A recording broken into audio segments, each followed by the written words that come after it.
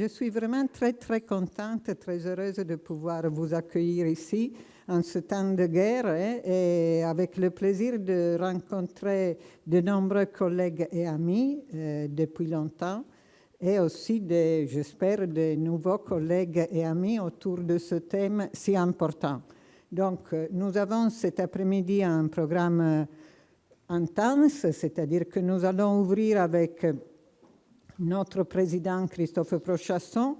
Ensuite, Rosemarie Lagrave reviendra sur, je dirais, la fondation des Ateliers de l'Est et le parcours que nous avons fait depuis le début des années 90.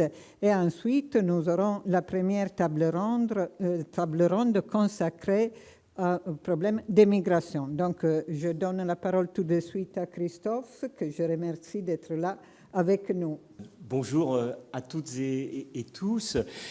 À mon tour de vous dire toute la satisfaction que j'ai de me trouver parmi vous aujourd'hui. Et j'ajouterai avec une dédicace particulière, là, tout à côté de Rosemarie Lagrave, j'en dirai vite un mot, pour le rôle évidemment considérable qu'elle a joué dans les années 90 et qui explique pourquoi nous sommes ici aujourd'hui. Alors, évidemment, nous sommes ici en raison de circonstances tout à fait, pour le moins préoccupantes et à vrai dire tragiques, qui nous conduisent à prendre à bras-le-corps des réflexions continues, anciennes, qui ont impliqué l'école des hautes études. Aurais-je le front, mais oui, je vais l'avoir, de vous rappeler que l'école des hautes études en sciences sociales est d'abord une école internationale. Elle est d'abord une école internationale, c'est-à-dire une institution de recherche et d'enseignement sensible à la marche du monde. Sa préoccupation est double. Elle est évidemment de produire des savoirs exigeants et de les transmettre, mais elle est aussi, et je ne l'oublierai pas, de défendre des valeurs ancrées dans le respect des droits humains et dans la défense aussi de la démocratie. Or, aujourd'hui, nous les avons toutes en tête, ces inquiétudes qui nous mobilisent, qui nous envahissent, sont nombreuses. Et nous avons toujours ce souci de faire marcher du même pas cette exigence intellectuelle et scientifique et cette exigence morale et politique auxquelles nous sommes attachés. Nous ne soumettons pas l'une à l'autre, nous pensons tout simplement que l'une et l'autre sont imbriquées. La guerre qui a éclaté au mois de février a brisé bien des espoirs. Elle a brisé, je voudrais le dire ici aussi, des itinéraires de recherche, des pratiques de recherche, des horizons scientifiques qui se trouvent ici, d'ailleurs, comme dans d'autres, hélas, zones du monde, touchés, bouleversés, menacés dans leur existence même par la guerre ou par la persécution. Ce que nous avons vu en Russie clôt d'une certaine façon, et beaucoup de collègues spécialistes du monde russe sont ici et le diront mieux que je ne le saurais le faire, mais clôt ici ce qui nous avait paru, et je dis nous comme une collectivité scientifique entière, ce qui nous avait apparu comme tout d'un coup un renouvellement, une perspective nouvelle, avec l'accès à des documentations, à des terrains auxquels il était difficile, voire impossible d'accéder préalablement. Et nous n'avons sans doute pas suffisamment mesuré tous les risques qui pesaient encore dans cette situation du monde et qui faisaient que cette ouverture, dans les années 90, risquait aussi de n'être qu'une parenthèse. Nous n'avons pas bien entendu, en tout cas moi et d'autres collègues, je le crains, ce qui s'était passé avec cette guerre dite de faible intensité en 2014, commencée au Donbass, et qui a fait déjà 13 000 morts, nous n'avons pas suffisamment non plus, sans doute, écouté tant d'Ukrainiennes et d'Ukrainiens qui nous alertaient et qui nous demandaient d'être encore plus européens. Tout cela, nous le mesurons aujourd'hui et nous sommes bien décidés à redoubler d'efforts pour comprendre ce qui se passe et agir comme des savants, bien sûr, mais aussi, je le redis, comme des personnes qui avons à cœur de défendre des valeurs, celles que nous partageons en Europe. Vous êtes nombreuses et nombreux ici à savoir à quel point l'école a aussi fait montre de son attachement, de sa préoccupation avec l'Europe orientale, centrale et orientale. Et c'est là où, vous le sentez, je me rapproche petit à petit de ma voisine qui est déjà très proche. Mais avant son intervention, des liens avaient été noués depuis des années avec la dissidence. Nous nous flattons à l'école, je trouve que c'est d'ailleurs d'une certaine façon une flatterie un peu oubliée, du moins que dont nous ne flattons pas assez, si j'ose dire, avec cette vilaine redondance, mais qu'un grand personnage, un des plus grands écrivains du XXe siècle comme Milan Kundera, a été un de nos collègues, directeur d'études à l'École des hautes études. Quelle émotion d'ailleurs pour un jeune chercheur comme moi, lorsque, au début des années 90, on voyait ce collègue assis au fond de l'Assemblée et qui écoutait avec une patience remarquable et étonnante les échanges, toujours passionnants bien sûr, de notre Assemblée. Et puis il y en eut d'autres aussi qui ne furent peut-être pas nos collègues aussi directement, mais qui furent, comment les appeler autrement qu'avec cette terminologie un peu datée peut-être et prêtant à contestation, de compagnons de route des historiens des annales. Je pense à Witold Kula, je pense à Bronislaw Geremek, dont on lit la conférence alors qu'il était empêché, comme on dit en Pologne, à la conférence Marc Bloch. Je pense à Christophe Pomian et à bien d'autres.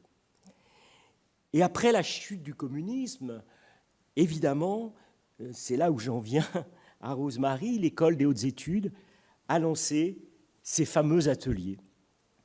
Ces fameux ateliers à Prague, à Bucarest, à Budapest, à Varsovie. Et Rosemary vous en parlera dans quelques instants. C'est beaucoup grâce à elle que nous avons pu tisser cette étoffe de relations, faites de relations scientifiques, pédagogiques. Et il faut bien le dire, chère Rosemary, j'en vois plusieurs têtes ici, amicales.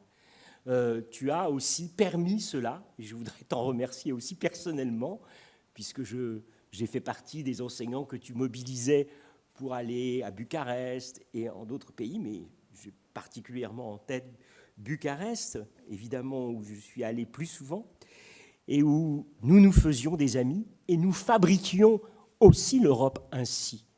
Une amitié intellectuelle qui peut-être rappelait ce tissu qui fit l'Europe intellectuelle en d'autres périodes, au XXe siècle, voire en des siècles plus reculés.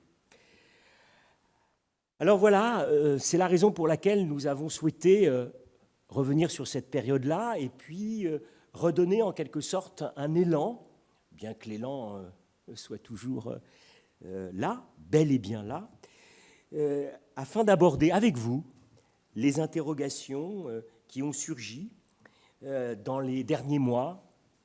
Il nous a en effet semblé essentiel d'écouter les chercheurs et les chercheuses des pays européens, d'Europe centrale et orientale, qui, plus est, des géographes sont dans la salle, je les vois, ont cette particularité de jouxter des pays en guerre, ce qui est une expérience qui nous sépare évidemment. Nous vivons la guerre comme vous, intensément, mais avec une différence d'ordre géographique. Et la géographie produit aussi de l'abstraction, parfois. Et c'est ainsi à vous que nous faisons appel pour nous mieux faire toucher du doigt ce qui était en train de se passer dans cette partie de l'Europe. Voici, chers et chers collègues et chers amis, ce que je voulais vous dire en quelques mots d'introduction à ces échanges. Je ne saurais oublier de remercier nos amis du Fonds Ricoeur et de l'Institut protestant de théologie qui nous accueillent aujourd'hui. Merci infiniment à eux. Nous aurions voulu vous accueillir sur notre nouveau campus, mais ce nouveau campus, le campus Condorcet qui est à Aubervilliers, est sous le coup, et nous nous en réjouissons, d'une telle intensité d'occupation avec la reprise de nos activités scientifiques et pédagogiques qu'il est devenu quasiment impossible d'y trouver un lieu pour organiser un événement scientifique. Voilà. Donc, nous avons le plaisir de nous retrouver ici, ce qui est un très bel endroit, et c'est promis, rendez-vous l'année prochaine à Aubervilliers pour poursuivre nos échanges. Merci à toutes et à tous.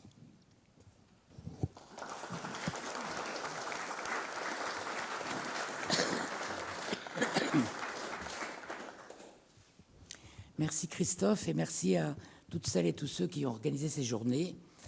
Il faut une certaine impudence ou naïveté de ma part pour oser prendre la parole devant un parterre de spécialistes de la Russie et de l'Europe centrale. Néanmoins, je vais essayer de répondre à la consigne qui m'a été donnée, de rappeler un peu les circonstances, des circonstances de création de ces ateliers après 1989. Je vais commencer par rappeler les conditions de création de ces ateliers, puis, dans un deuxième temps, je propose de réfléchir sur les impensés et les présupposés que nous avions à cette époque, pour indiquer en fin de parcours quelques pistes pour prolonger ce que a dit Christophe, pour prolonger le dialogue entre l'École des hautes études et ces pays. Alors l'école, cher Christophe, n'est pas à l'origine de la reprise et de l'élargissement des actions avec l'Europe centrale et orientale. C'est le département des sciences sociales et d'archéologie du ministère des Affaires étrangères qui, en mars 1990, est venu demander à Marc Auger d'organiser une mission pour établir une sorte d'état des lieux des sciences sociales dans les pays dits de l'Est à l'époque. Et bien sûr, après cette mission, de proposer des actions. Lors de la première quinzaine de juillet 1990, j'ai donc fait une première mission en Roumanie, puis ensuite en Hongrie, en Pologne, en Bulgarie et en République tchèque. J'ai arpenté ces pays en tenant un journal de bord, un journal de terrain, où je prenais des notes sur les entretiens que j'avais lors de mes visites aux présidents d'université, aux directeurs d'académie des sciences, directeurs des instituts, des centres, ainsi qu'aux ambassadeurs de France et aux attachés culturels. À mesure de mes missions, il m'est vraiment apparu que la désorientation des sciences sociales, qui oscillait entre héritage du socialisme scientifique et volonté de rompre avec cet héritage, s'expliquait par plusieurs éléments coordonnés et convergents. La rapidité de la chute du pouvoir communiste s'est traduite par la démission ou le renvoi de certains dirigeants d'institutions académiques, quand d'autres ont conservé leur poste ou se sont dépêchés de créer, en l'espace de 2 mois, de nouvelles structures. Cette séquence d'incertitudes a suscité la circulation d'une sorte de liste noire de professeurs et de chercheurs, dont certains étaient qualifiés de traîtres, d'autres d'opportunistes ou de médiocres, parmi lesquels n'étaient respectés, comme l'a dit Christophe, que les dissidents de la première ou de la dernière heure. En l'absence de loi de lustration, l'espace académique à l'Est s'est érigé en tribunal scientifique d'épuration. Il fallait donc ouvrir un nouvel espace où la recherche pourrait inventer d'autres normes et d'autres logiques que celles qui l'avaient conduite à sa perte. En outre, comme dans toute enquête de terrain, les attitudes et les réponses de mes interlocuteurs étaient orientées par la position qu'ils m'assignaient. En tant que délégué, comme il disait, de l'École des hautes études, je suis devenu un enjeu de lutte et de concurrence entre les institutions pour accéder à ce qu'ils appelaient la science occidentale. De même, ambassadeurs et conseillers culturels entendaient qu'on leur rédige sur le champ et séance tenante un projet soucieux d'être les premiers à répondre aux sollicitations du MAE. Il était donc urgent, comme on fait toujours en sciences sociales, de prendre de la distance, de chercher le meilleur échelon où l'intervention de l'école serait la plus efficace à moyen terme et de procéder par élimination. Répondre à la demande des professeurs et chercheurs qui se disaient, eux, génération sacrifiée et entendaient être les seuls bénéficiaires des relations avec l'école, m'a semblé comporter un risque, celui d'entrer dans le jeu des concurrences et des anathèmes dont il faut se garder. Et je me souviens que Derrida, à l'époque, disait ni juger, ni dénier. Pour refonder les sciences sociales à l'Est, rien de tel que de tabler sur les étudiants en formation, puisque justement c'est une classe d'âge censée prendre la relève de la précédente génération en accédant aux responsabilités du champ académique. Ainsi est née l'idée d'atelier, référence à l'atelier de l'histoire de Marc Bloch et l'atelier du roman de Milan Kundera.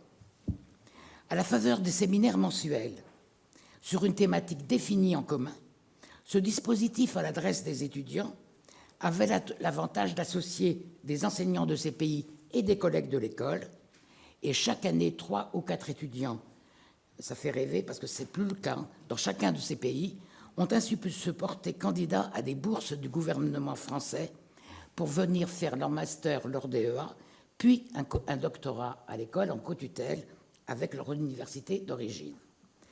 Plusieurs d'entre eux, d'ailleurs, comme tu l'as dit, sont là présents dans le public, preuve que la relève institutionnelle et scientifique ne fut pas un vain mot. Je voudrais nous interroger sur les principaux éléments qui ont assuré le relatif succès de ces ateliers. Cette réussite, c'est le résultat de la convergence entre des intérêts de nature très différente et les béances ouvertes par une crise scientifique et politique mise à profit par tous les protagonistes. La rapidité et la visée très modeste de la mission de l'EHESS ont été des atouts, dans la mesure où cette mission intervient avant que ne se déploient les grandes opérations à l'égard de l'Europe centrale, sous couvert de plan Marshall, souvenez-vous, pour les sciences sociales. La générosité intellectuelle et civique de nos collègues de l'école et leur intérêt à observer par eux-mêmes les scories des régimes communistes ont été les principaux ressorts de leur participation. Durant les premières années, envoyés en mission les collègues les plus, je dirais, internationalement consacrés, par exemple Vidal-Naquet, Le Goff, Derrida, Godelier, Ducrot, Passeron, Moscovici, Descombes, je ne cite qu'eux, ont attesté le respect. Pas beaucoup de femmes. Hein. C'est vrai, mais bon, c'était l'époque aussi. Ça a changé quand même. On aurait pu envoyer Françoise Héritier. Par exemple. Voilà, complètement. J'aurais dû mettre une sélection. Ont attesté quand même le respect et le degré d'investissement de l'école que l'école entendait réserver à la recomposition des sciences sociales en Europe centrale. Il s'agissait, et il s'agit toujours, d'ancrer l'esprit critique dans le champ scientifique afin que nul étudiant ne s'affilie désormais à une pensée ou à une école de pensée sans les soumettre à la question, principe tant scientifique que démocratique. Donc, par sa seule volonté d'action collective et sans manifeste tonitruant, l'école a contribué ainsi à construire une petite parcelle de l'Europe scientifique. Toutefois, au vu de la carte dessinée par les ateliers, quand on voit cette carte-là, de quelle Europe centrale s'agit-il? Et ça sera mon second point. Pour les spécialistes que vous êtes, la carte des ateliers ne correspond à aucun découpage et aucune frontière légitime. La carte des ateliers avait un centre. Pardonne-moi, mais ce n'était pas l'école des hautes études à l'époque, en 89. C'était la revue Les Annales. Oui. C'était Les Annales. Ce sont les Annales qui nous ont ouvert les portes des universités et des académies. Oui. En premier lieu, la carte des ateliers est l'héritière, comme tu l'as rappelé, des relations internationales antérieures, fondées sur la partition, jamais explicitée comme telle, mais admise par tous, entre le centre russe et les pays de l'Europe centrale. En pleine guerre froide, Braudel crée dans les années 60 le Centre d'études sur la Russie, l'Europe orientale et le domaine turc, dirigé par Alexandre Bennigsen. Ce clivage fut confirmé avec la création en 1991 par Marek Alter et Andrei Sakharov des 2 collèges universitaires français de Moscou et de Saint-Pétersbourg, auxquels aussi ont participé de nombreux collèges de l'école, d'où l'impression que cet espace était bien doté en relations scientifiques. En 1959, un accord de coopération est signé avec l'Académie polonaise des sciences, puis en 1975 avec l'Académie des sciences de Hongrie. Des tentatives homologues ont été faites avec la Roumanie et la Tchécoslovaquie, mais elles sont restées lettres mortes. D'autre part, un programme de boursiers polonais et hongrois, financé par les académies des sciences, auxquelles se sont ajoutées des invitations financées par l'Open Society Foundation de Soros, ont été au principe d'une double stratégie de l'école, officielle et clandestine, qui donnait la priorité, comme tu l'as dit, aux professeurs ou chercheurs dissidents. Deuxièmement, les ateliers doivent beaucoup à la mobilisation au sein de l'école, et notamment en 1981. Pour soutenir les collègues tchèques signataires de la Charte 77, Jacques Derrida et Jean-Pierre Vernant ont créé l'association Jean Hus pour assurer des séminaires clandestins à Prague. Avec la proclamation de l'état de guerre en Pologne, l'école a organisé une forte mobilisation en faveur de nos collègues polonais, marquée par un moment particulièrement symbolique lors de la conférence Marc Bloch en 1986, qui devait être prononcée par Guérémec, assigné en résidence surveillée, et qui le fut par Jacques Le Goff, à côté d'une chaise vide, dont la vacuité, on s'en souvient tous et toutes, attestait glorieusement une présence politique et scientifique. Les ateliers de Varsovie, de Budapest et de Prague se sont donc greffés sur ces réseaux antérieurs, alors que l'atelier de Bucarest et celui de Sofia ne pouvaient se réclamer d'un quelconque héritage. L'émotion suscitée par la conjoncture politique en Roumanie, avec notamment la falsification faite autour des tombes de Timișoara, mais aussi la mise en scène et le procès et la mort du couple Ceausescu, les minériades à l'université de Bucarest en juin 1990 a été le déclencheur d'une priorité donnée à la Roumanie. C'est par contagion géographique et scientifique que l'atelier de Sofia a été créé, en mettant l'accent à ce moment-là sur l'ère balkanique, qui se tissait avec celle des études sur l'Empire ottoman.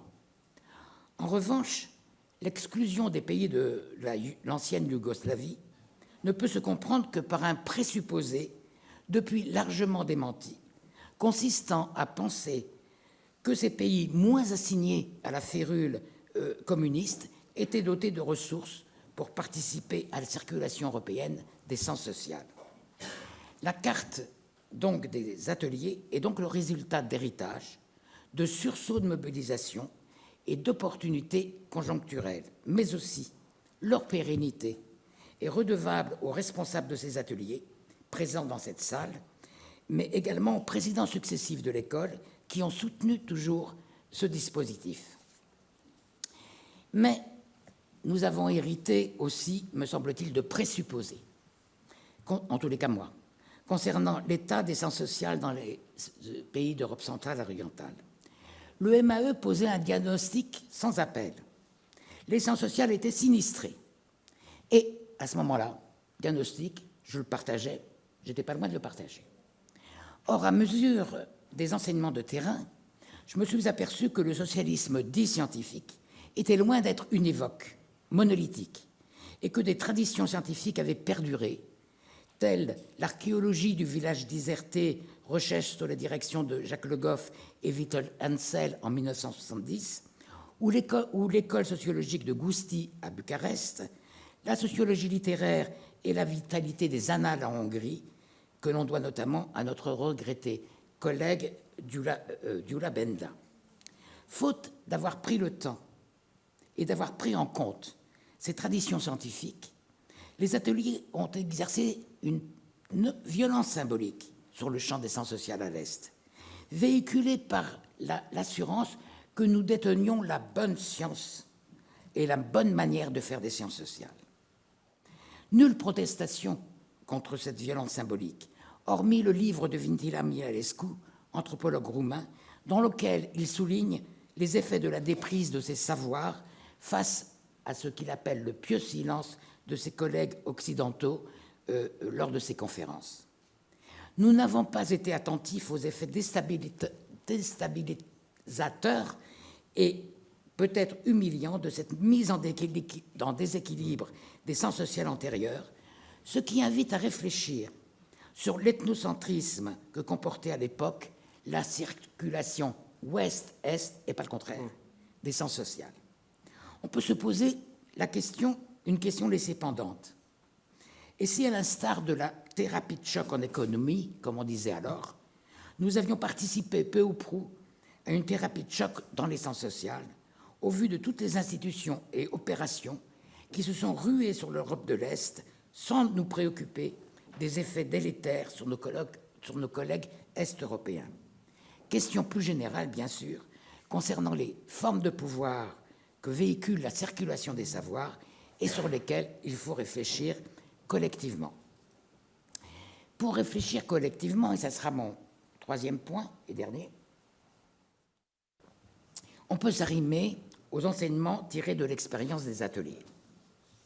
Tout d'abord, il me semble qu'il faudrait procéder à un bilan quantitatif et qualitatif de tous les ateliers, je dis bien de tous les ateliers, pour connaître depuis 1990 le nombre d'étudiants formés dans ces ateliers et l'école doctorale de Bucarest, le nombre de diplômés et celles et ceux qui ont accédé à des postes universitaires et de recherche, mais aussi par des entretiens qualitatifs avec ces anciens étudiants devenus maintenant chercheurs.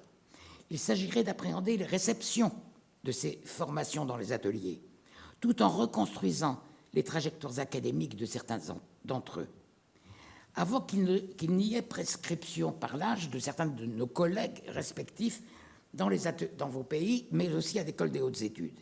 Il faudrait également faire des entretiens avec des collègues de l'école ayant enseigné au sein de ces ateliers. Un tel bilan permettrait de savoir si nous avons fait galoper les sciences sociales, pour reprendre le titre de l'ouvrage de Karol Modzelewski, nous avons fait galoper l'histoire. Deuxièmement, à ma croyance naïve, assignant aux sciences sociales d'être l'une des planches de salut pour les pays de l'Est, succède à présent la conviction, et je souligne 3 fois, que nous devons faire des sciences sociales une cause européenne à défendre. Pour donner une suite européenne au colloque tenu par l'école sur les sciences sociales en danger. En Pologne et en Hongrie, des instituts sont fermés et les thématiques sont interdites. En Ukraine, des enseignants-chercheurs sont contraints à l'exil. En Russie, ils sont interdits d'enseignement et emprisonnés. Je propose donc que tous les ateliers, l'an prochain, travaillent sur un même programme, quelque chose de l'ordre, j'y ai pas pensé plus avant, les sciences sociales en temps de crise ou en temps de guerre, et en retour, ce que la crise et la guerre fait aux sciences sociales, pour organiser à la fin de l'année un colloque européen sur ce sujet, en s'interrogeant, comme tu viens de le dire, sur les positions éthiques, scientifiques et politiques que soulève un tel programme. Pour finir, je ne crois pas avoir porté un regard depuis la frontière européenne, parce qu'il me semble que le regard des sciences sociales est un regard sans frontières. Mais surtout, j'aimerais avoir un regard de partir du regard des pays de l'Europe centrale que l'on devrait désormais privilégier. C'est plutôt pour moi un regard qui destitue les frontières disciplinaires, nationales et mentales, et notamment, ce qu'il faut destituer, y compris mentalement, c'est le clivage Est-Ouest, qui demeure encore agissant pour construire et écrire ensemble une Europe des sciences sociales plus équilibrée, dans laquelle une visibilité toute particulière serait donnée aux recherches en sciences sociales en Ukraine et à celles de nos collègues russes interdits de publication et d'enseignement. Voilà, je vous remercie.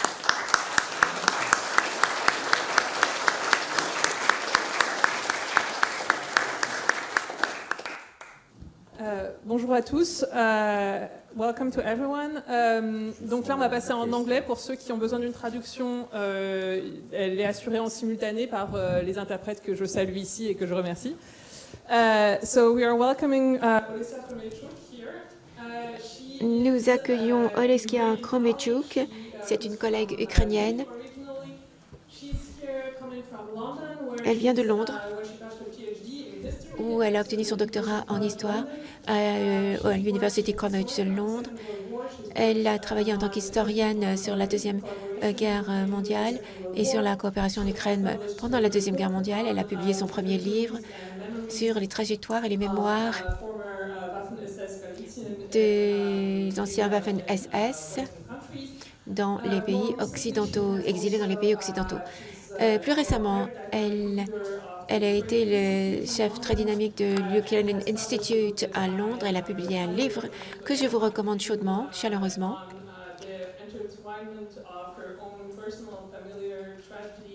sur sa famille et le lien entre l'histoire de sa famille et la guerre ukrainienne qui est en cours depuis 2014.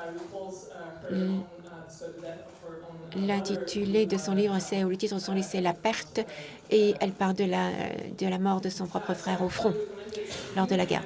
Je vous recommande ce livre. En attendant, je l'accueille et elle va nous en dire un petit peu plus sur cette guerre.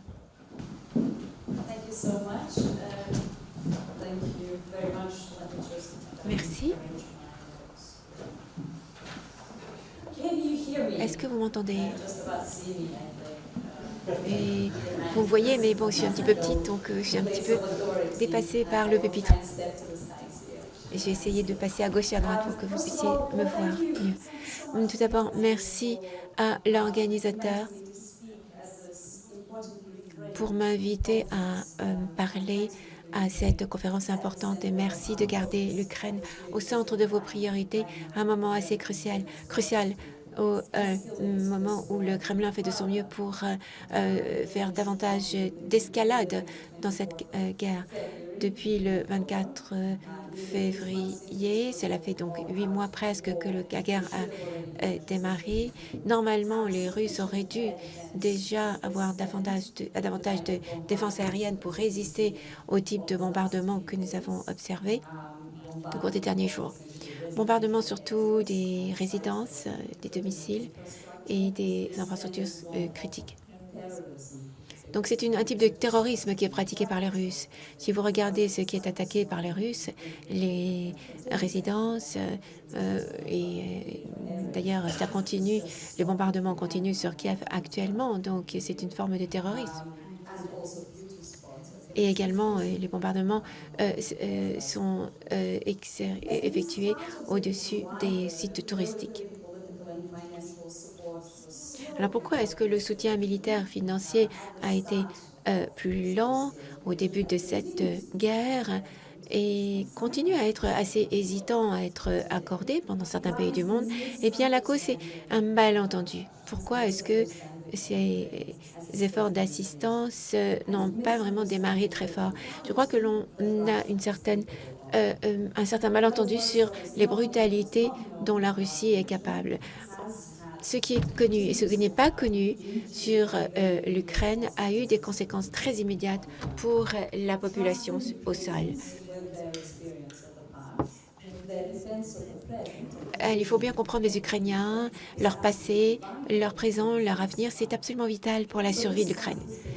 Mais bien sûr, tout ceci est fondé sur la connaissance et la fourniture. C'est cet apport de connaissances que je voudrais, auquel je voudrais contribuer aujourd'hui. Bien sûr, ce que je vais vous dire en partie connu par vous. La salle est remplie d'experts et de spécialistes, mais d'autres connaissances sont peut-être nouvelles pour vous. Et je voudrais apporter ma modeste contribution à la discussion que les experts ukrainiens ont commencé il y a un certain temps et qui commence d'ailleurs à obtenir l'attention qu'elle mérite, que cette recherche mérite. Il y a 8 mois, l'Ukraine est apparue au premier plan sur la scène mondiale à cause de la violence brutale du Kremlin qui l'a placée là. Les contours de ce pays ont été tracés par des troupes ennemies. Tout d'abord, des milliers de soldats se sont amassés avec leurs équipements et ils ont fait semblant de ne pas avoir l'intention d'attaquer. Un petit peu comme ce qu'ils avaient fait il y a 8 ans depuis que la Russie a commencé son agression à l'encontre de l'Ukraine. Les Russes ont prétendu ne pas avoir été là lorsqu'ils ont occupé la Crimée, et ne pas avoir été là lorsqu'ils ont poursuivi la guerre au Donbass. Depuis 2014, les Russes ont dit, entre guillemets, nous ne sommes pas là. Nous sommes invisibles. Et c'est devenu une plaisanterie, une mauvaise plaisanterie en Ukraine. Mais il y a beaucoup de Russes qui manquent de sens de l'humour et qui préfèrent prendre cette plaisanterie prendre cette plaisanterie au premier degré. Donc, faire semblant de ne pas être là.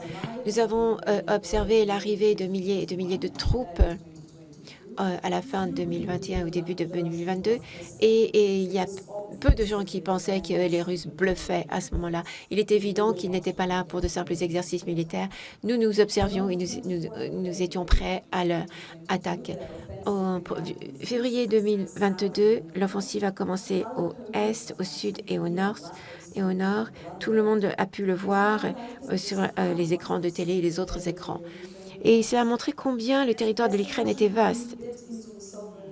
L'armée russe a pénétré dans notre territoire petit à petit, kilomètre par kilomètre, et le monde extérieur a commencé à s'intéresser un peu plus à l'histoire et à la population ukrainienne. En fait, ce pays qui était considéré comme petit pays était le plus grand du monde, avec 40 millions d'habitants, et beaucoup de ces habitants a été déplacés à cause des bombardements ennemis. Il s'est avéré également que les Ukrainiens russophones n'étaient pas des Russes et ne voulaient pas être libérés par les Russes, qui étaient venus piller, violer et assassiner.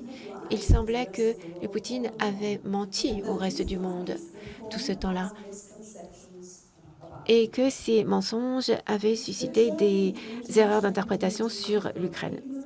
Il y avait une certaine ignorance, une certaine indifférence qui s'est transformée en admiration et en soutien de l'Ukraine assez rapidement, mais à mon avis de manière encore incomplète. Beaucoup a changé dans la manière dont l'Ukraine est perçue et comprise dans le monde entier au cours des 8 derniers mois. Mais ce qui nous manque encore, c'est une discussion sur les raisons pour lesquelles ce cours accéléré d'études ukrainiennes a été nécessaire. Pourquoi la connaissance de ce pays et de cette région était si lacunaire et pourquoi, dans quelle mesure ça a eu une influence sur l'action de nos leaders. Pour mieux comprendre, nous devons sortir de la carte de l'Ukraine et essayer de voir la manière dont nous avons observé cette guerre. Première observation, plus nous nous trouvons loin de la zone de guerre, intellectuellement et physiquement, plus notre connaissance est floue en ce qui concerne les origines de cette guerre. Le manque de contexte, de connaissances n'est pas un obstacle dans la prise de décision de nos leaders et qui est tellement importante pour les chances de survie de l'Ukraine en tant qu'État indépendant. Lorsque la Russie a commencé son agression, beaucoup de gens de Berlin à Washington qui n'avaient pas confiance et ils pensaient que l'Ukraine céderait en quelques jours. Et ces pays ont surestimé la force de la Russie et sous-estimé la résilience des Ukrainiens. Et je pense que la détermination et l'unité de la population ukrainienne a été évidente et toutes les armes qui nous ont été amenées en Ukraine sont arrivées tardivement. Davantage de civils ukrainiens ont été tués si ces armes avaient été fournies à l'avance, avant le début de l'agression, ou alors dès le début de l'agression, plus rapidement que cela n'a été le cas. Les pays qui ont aidé les premiers l'Ukraine, ont été les premiers à accueillir les réfugiés ukrainiens qui a annoncé leur soutien sans ambiguïté pour l'Ukraine et qui ont décrété que cette agression était inadmissible. Alors, ces pays étaient très proches, bien sûr, de l'Ukraine et ils savaient qu'ils seraient les premiers à être brûlés par ce déversement d'agression russe. Ce n'est pas seulement pour cela, c'est également parce que ces pays ont davantage l'expérience de l'impérialisme russe. Et ceci, c'était ce qu'ils avaient en commun avec la population ukrainienne. La Pologne, comme vous le savez, a été divisée pendant le XVIIIe siècle et au XXe siècle, la Russie a détruit la deuxième République polonaise.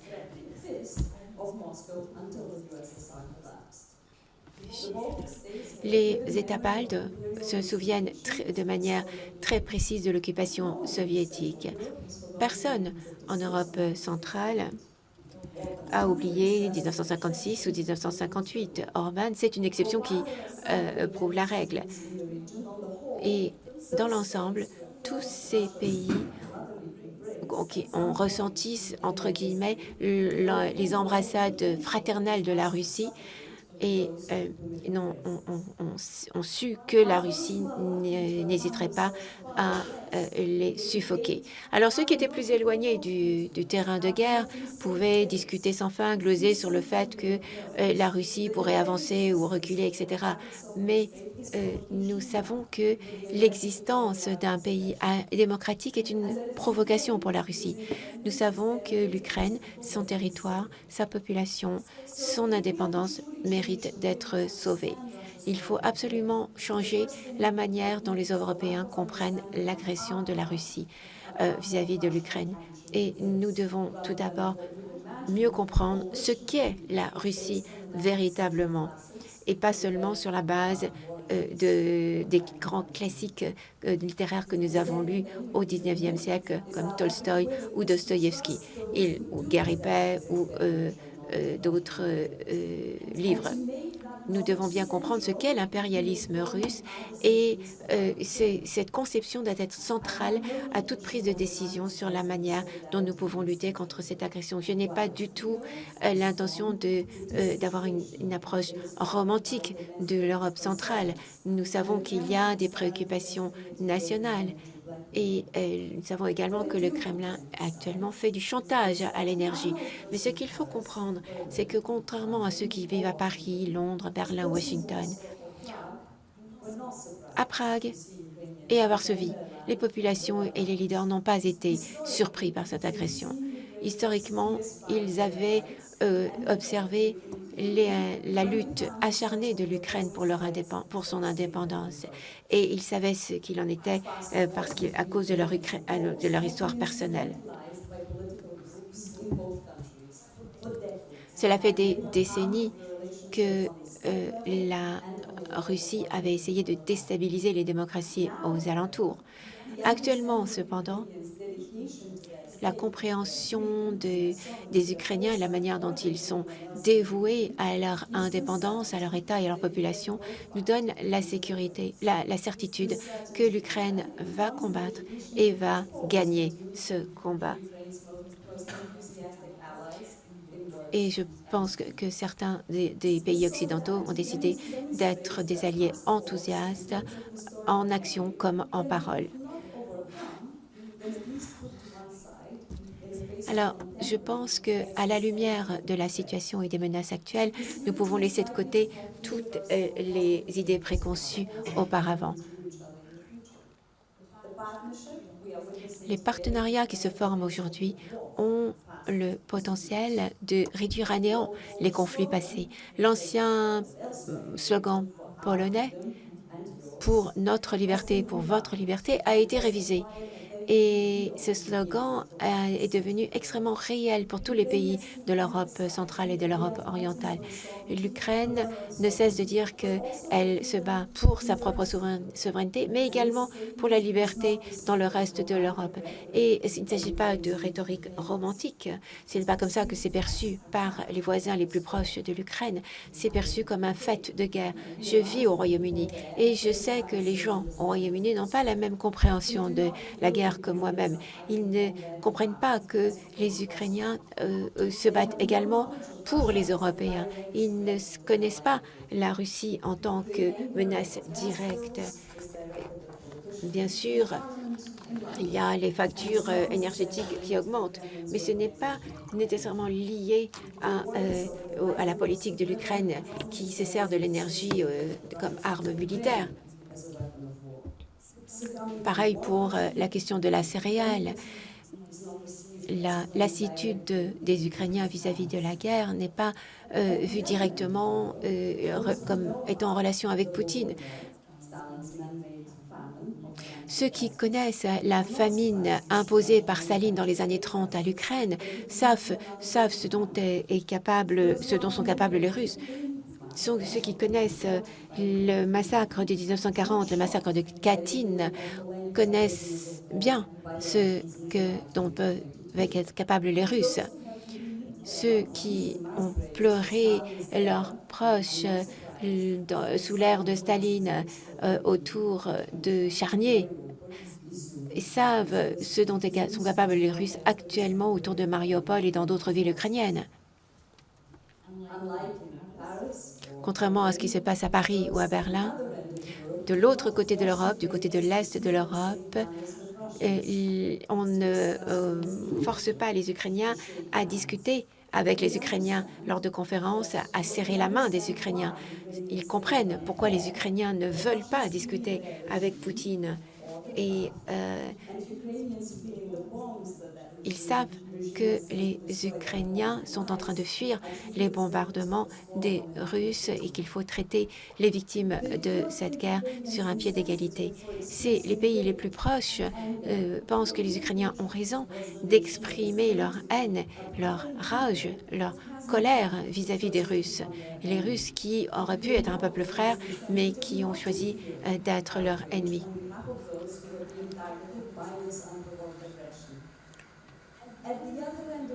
De l'autre côté de l'Europe, du côté de l'Est de l'Europe, ils savent qu'il faut appeler un chat un chat. Il ne s'agit pas d'une crise, il s'agit d'une guerre. Il ne s'agit pas de séparatistes, il s'agit de représentants des Russes, de militaires qui combattent pour les Russes. Parce que les mots, c'est important. Les mots sont utilisés par le Kremlin pour faire la guerre. Utiliser le mot neutralité ou recherche universitaire impartiale, c'est irresponsable. Il n'y a rien de responsable lorsque l'on dit que l'État russe dit que les Ukrainiens bombardent leurs propres civils, alors que ce n'est pas vrai, c'est un mensonge. De tels commentaires sont naïfs au mieux et extrêmement nocifs pour les Ukrainiens au pire. Alors, faisons une petite pause pendant un moment et voyons comment nous voyons l'Ukraine, l'espace entre nous et la Russie, comment nous la voyons, cette Ukraine, avant le 24 février. Est-ce que nous l'avons toujours considérée comme une partie de l'Europe de manière indéniable, ou alors est-ce que c'était un pays qui flottait dans la sphère d'influence de la Russie? Historiquement, le rôle joué par l'Ukraine dans l'imaginaire européen, c'était le rôle d'un pays tampon, une zone tampon. Et cette zone tampon, bien sûr, est devenue une zone de guerre à plusieurs reprises. Il y a plus de 100 ans, lors de la guerre civile russe, on a observé la révolution russe. Cette expérience d'indépendance entre 1918 et 1920 a été très brève, mais était très formatrice pour la formation de l'identité ukrainienne. Une identité qui était complètement séparée de l'identité russe, pas seulement du point de vue culturel et linguistique, mais également par choix politique. Il y a des différences subtiles qui subsistent, qui perdurent jusqu'à ce jour. L'indépendance de la République ukrainienne a été très brève parce que l'Occident pensait qu'il valait mieux avoir une Russie forte. L'Ukraine a été par la suite divisée entre la Pologne et l'USSR et est devenue une zone tampon entre l'Europe et le communisme. La famine imposée par Staline a tué des millions d'Ukrainiens.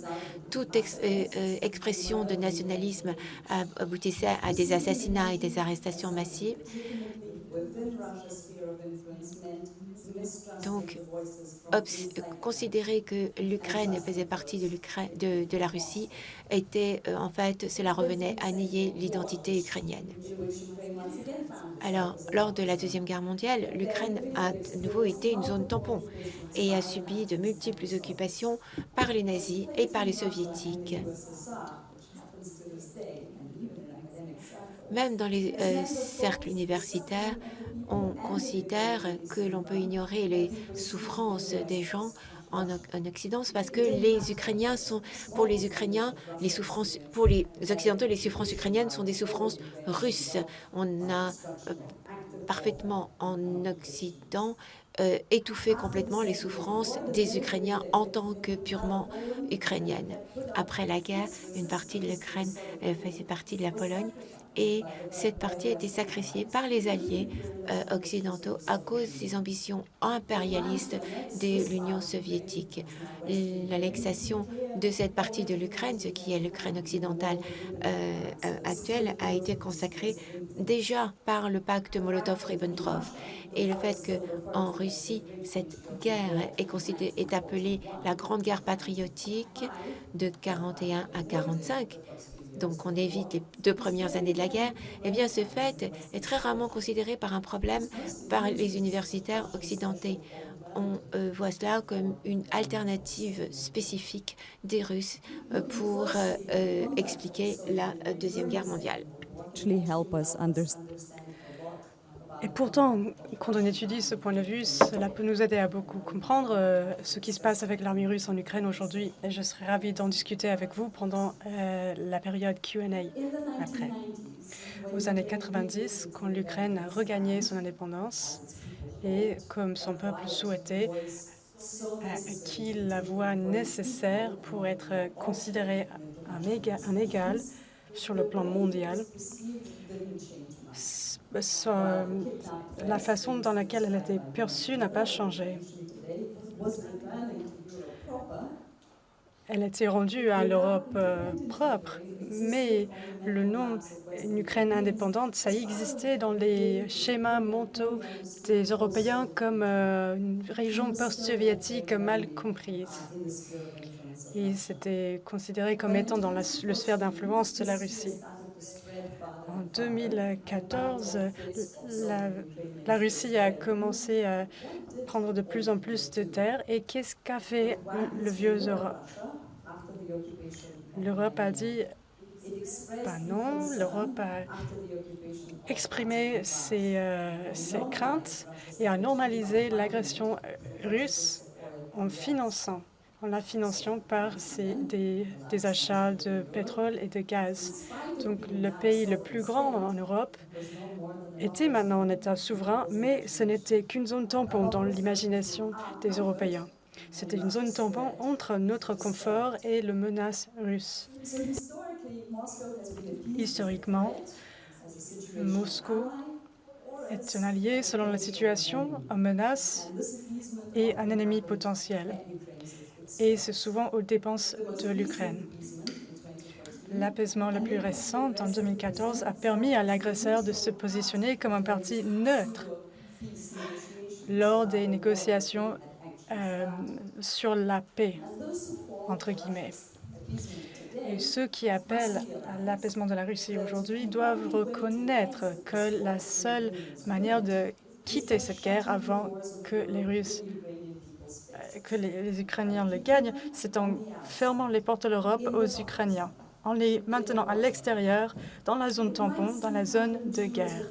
Cela pourrait avoir l'air contre-intuitif de ne pas apprécier des appels à la paix quand le monde est tellement brutal et la guerre coûte autant de vies. Mais il faut nous poser la question, quel type de paix est-ce que nous pouvons obtenir? Et si nous avons appris des choses sur les 8 derniers mois, au début, nous n'avons pas fait confiance aux Ukrainiens. Si nous avons appris quelque chose, nous devons écouter les Ukrainiens maintenant, écouter ce qu'ils disent sur les possibilités pour la paix. Sans les Ukrainiens, il n'y aura pas de paix en Ukraine si l'Ukraine continue à être occupée. Parce que l'occupation, ça veut dire la persécution, la torture, les enlèvements et l'assassination des citoyens ukrainiens. Et si on le tolère, cela montre à l'agresseur qu'il peut continuer. Pour les Ukrainiens, il n'y aura pas de paix durable sans la justice. Et la justice, ça veut dire la redevabilité des criminels pour leurs crimes. Nous ne pouvons pas nous permettre d'abandonner le criminel principal. Quel type de Russie est-ce que nous sommes préparés en Europe à accepter? Est-ce que l'Europe va accepter un État totalitaire qui ne respecte pas l'État de droit au sein du pays ni à l'international? Est-ce que l'Europe est préparée à faire du commerce avec un État qui finance ses forces armées, qui commet des crimes de guerre? L'Europe est préparée à accepter la famine, le chantage et tout le reste? L'Europe est préparée à accepter tout cela alors que la Russie voit sa propre culture comme un arme de guerre? Est-ce que l'Europe va collaborer avec ce régime alors que la Russie interfère avec les élections et soumine la démocratie, détruit l'État de droit? Est-ce que l'Europe va considérer la Russie comme égale malgré sa violence et sa propensité pour semer la terreur? Est-ce que c'est acceptable pour les relations internationales? Par le biais de l'expérience, nous avons appris que nous ne pouvons pas vivre avec ce type de Russie parce que ce type de Russie risque de détruire cette partie de l'Europe comme elle essaie de détruire l'Ukraine aujourd'hui. Si l'Europe veut rester unie, donc le vieux Europe doit reconnaître que sa supériorité présumée ne se traduit pas par des connaissances. L'Europe doit écouter ceux pour lesquels la guerre pose une menace existentielle. Alors que les Européens se plaignent de leurs factures énergétiques, des milliers d'Ukrainiens n'ont plus de maisons à chauffer parce que l'armée russe les a détruites. C'est notre guerre commune et la cause est la même, c'est au Kremlin. 8 mois, cela fait assez de temps pour comprendre que nous avons fait des erreurs et que nous devons les corriger. Mais ce n'est pas assez de démanteler les fondations de ces préjugés. Sans des changements dans notre structure de connaissance sur la Russie, nous allons tout oublier. Alors, qu'est-ce que nous faisons pour mener un changement complet? Voici mes conclusions et je voudrais connaître vos réponses après. Tout d'abord, nous devons nous assurer que nous n'avons pas besoin de faire un cours accéléré sur l'histoire de la Russie. Nous devons avoir accès à ces connaissances, un accès élargi. Des universités partout dans le monde ont créé des programmes pour accepter des académiques ukrainiens. C'est comme les citoyens ordinaires qui ont accueilli dans leur maison des familles ukrainiennes. Et ces programmes dans les universités étaient bien fondés, avaient du bon fondé. Cependant, ces programmes pour les académiques ukrainiens ont une faiblesse parce que ces programmes durent entre 3 et 12 mois et ce n'est pas le meilleur moyen d'utiliser ce vaste réseau de talents. Ces initiatives n'aident pas non plus ceux qui ne peuvent pas quitter l'Ukraine ou qui ne veulent pas quitter l'Ukraine. Beaucoup ont de bonnes raisons pour prendre ces choix.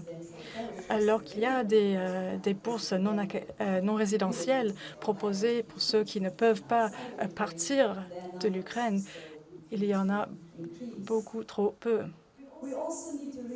Nous devons aussi réfléchir aux études de l'Europe de l'Est et aux études slaves pour voir à quel point ces régions du monde sont vraiment de l'Europe de l'Est et slave. Sur ces 8 derniers mois, beaucoup ont appris que ces programmes sont plus ou moins des études russes, et non seulement russes, dans le sens où la culture et la langue russe dominent, mais aussi dans le sens où la Russie est enseignée. Il n'y a pas l'aspect impérialiste ni colonialiste que l'on connaît chez elle. J'ai passé une décennie à enseigner l'histoire de l'Europe orientale et l'histoire russe dans les universités. Et sur ces années, j'ai rencontré 2 types de modules sur l'Ukraine, seulement 2 modules sur l'Ukraine.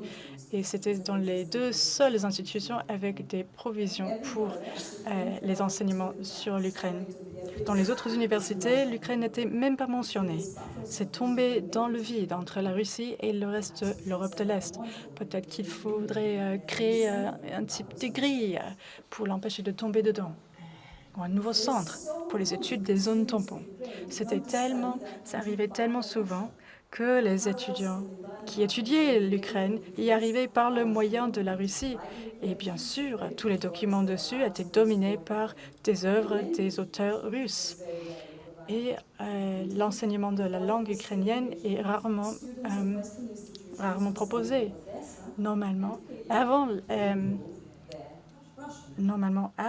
l'invasion, les étudiants de russe étaient envoyés à Odessa et Kiev pour pratiquer le russe. Cela dit quelque chose sur notre vue, notre perspective sur cette partie du monde. Bien sûr, les étudiants qui ont choisi de se concentrer sur l'Ukraine l'avaient visité après avoir visité la Russie, après avoir découvert le patrimoine du pays. Et ce patrimoine les a fait réfléchir à nouveau à ce qu'ils avaient appris sur l'Ukraine des sources russes qui étaient saturées d'un ton impérialiste. Les étudiants ne sont pas obligés à découvrir l'Ukraine par le biais de la Russie.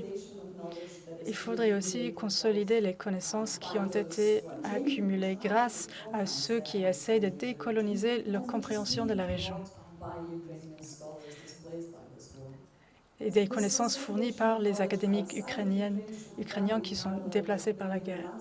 Il faut créer des liens qui durent avec des institutions au sein de l'Ukraine, surtout celles qui ont été détruites par la guerre, parce qu'il est essentiel pour assurer leur survie et aussi leur capacité à se prendre un nouvel élan à l'avenir. Le manque de capacité à apprendre des choses sur l'Ukraine aux universités, le manque de visibilité de l'Ukraine dans nos musées, dans nos galeries d'art, dans nos librairies, le manque de voix ukrainiennes sur les plateformes internationales a donné pour résultat un manque de soutien militaire ainsi que financier.